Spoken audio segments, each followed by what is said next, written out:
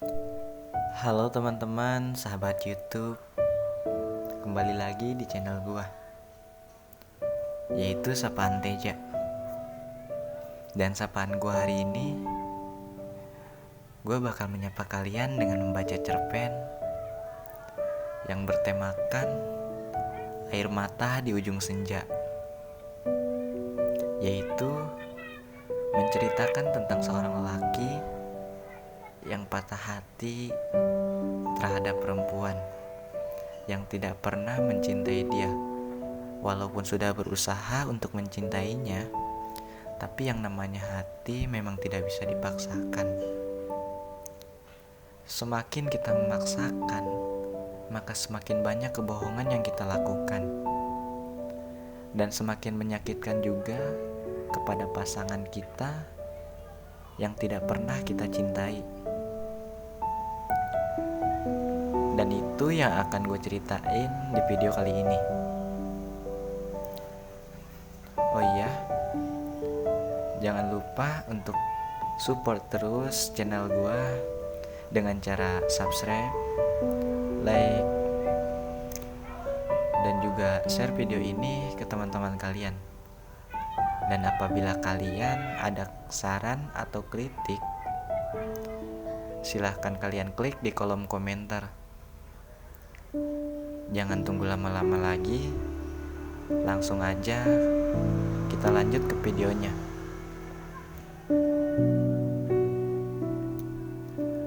Air mata di ujung senja.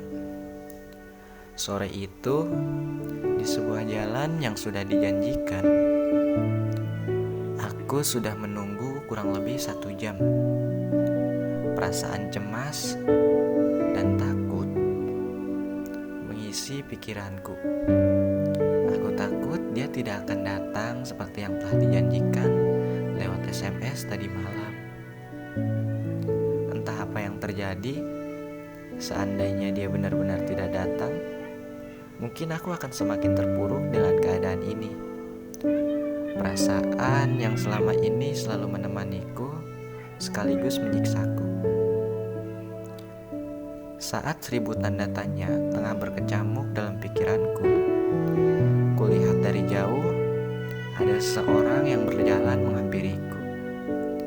Sontak saja hatiku girang bukan main, karena dialah orang yang selama ini kutunggu.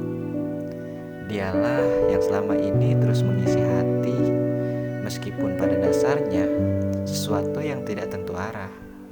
Tapi aku sudah berjanji untuk menjalaninya dan memperjuangkan semua itu. Sampai pada akhirnya akan kutemukan sebuah jawaban. Meskipun itu sangat menyakitkan, karena aku selalu berprinsip apapun itu yang kita inginkan, jika kita tidak memperjuangkannya, kita tidak akan benar-benar tahu berhasil atau gagalnya. Seperti halnya sore ini. Ini adalah waktu yang sangat aku tunggu.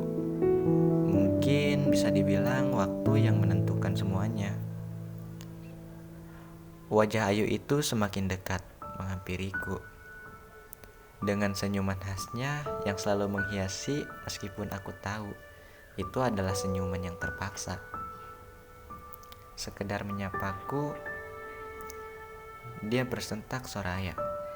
"Mas, maaf telat. Udah lama menunggu ya?"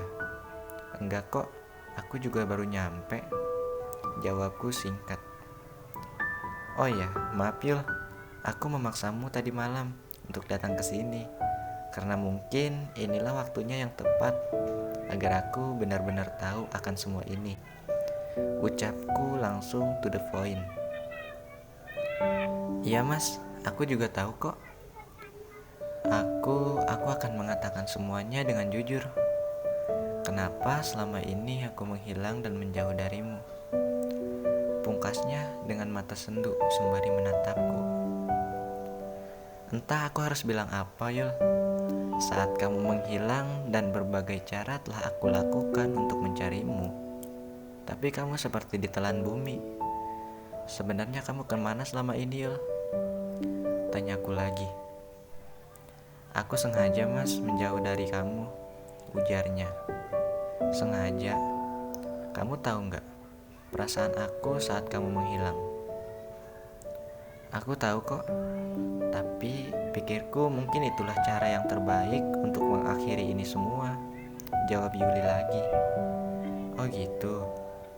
Mungkin terbaik dari sisi pandangmu, Yul, tapi tidak buat aku. Justru semakin membuat aku tersiksa dan sakit. Keluhku memprotes jawabannya. Lantas untuk apa semua itu, Yul? Aku terus bertanya, karena aku belum merasa puas dengan jawabannya. Aku sengaja menjauh darimu, Mas. Karena aku merasa semakin kita dekat, maka semakin sakit perasaan Mas Bim Bim. Meskipun aku telah belajar untuk mencoba mencintaimu, tapi sungguh perasaan itu tidak pernah muncul, Mas. Bahkan aku semakin merasa bersalah padamu, sebab aku tidak mencintaimu. Dan aku tahu cinta Mas Bim Bim memang sangat tulus buat aku dan mengalahkan semuanya. Jawabnya panjang lebar. Lantas, kenapa kamu tidak pernah mencintaiku? Tanyaku lagi semakin dalam. Entahlah, Mas, aku tidak tahu kenapa aku tidak pernah bisa mencintaimu, ujarnya lirih sembari menundukkan kepalanya. Kamu memang tidak pernah berubah ya, Yul. Hatimu sulit sekali untuk kujangkau, lirihku getir. Tapi ya sudahlah, jika itu adalah jawabanmu, aku tidak akan terus memaksamu untuk terus menjelaskannya, tambahku. Maafkan aku, Mas. Aku yang tidak pernah bisa menghargai perasaanmu hingga sampai saat ini. Mungkin aku wanita yang berkepala batu, yang tidak tahu diri, dan layak kamu benci. Tuturnya lagi sembari kulihat air matanya mulai keluar membasahi pipinya yang merah merona dan cantik di pandanganku. Sudahlah, Yul, tidak usah menyalahkan diri sendiri.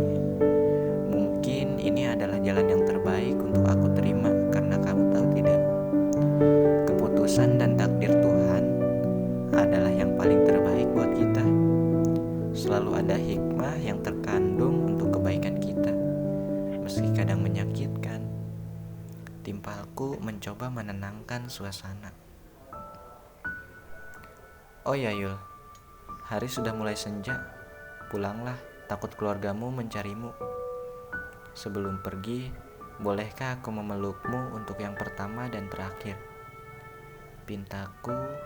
Wajah Ayu yang tertunduk itu perlahan mengedahkan wajahnya dan menatapku, lalu tanpa aku duga, perempuan yang sangat kucintai itu langsung memelukku dan menghemburkan tangisannya di dadaku.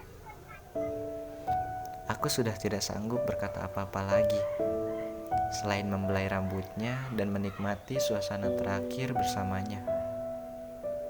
Sudahlah, Yul, pulanglah, biar semua ini hanya jadi kenangan.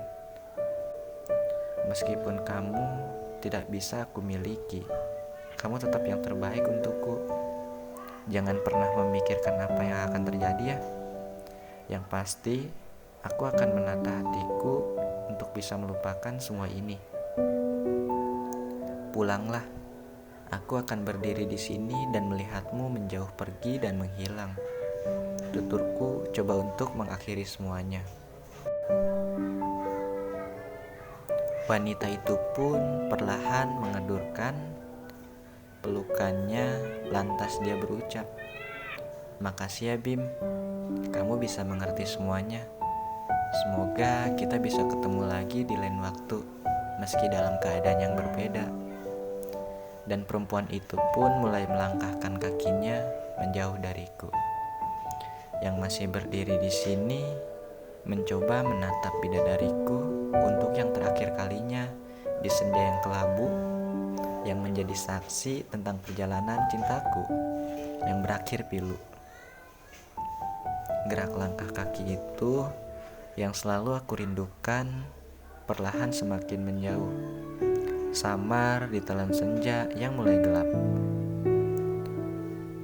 Itulah cerpen yang dikarang oleh Yayat, dan aku mengambil cerpen ini yaitu dari album atau kumpulan cerpen terbaik.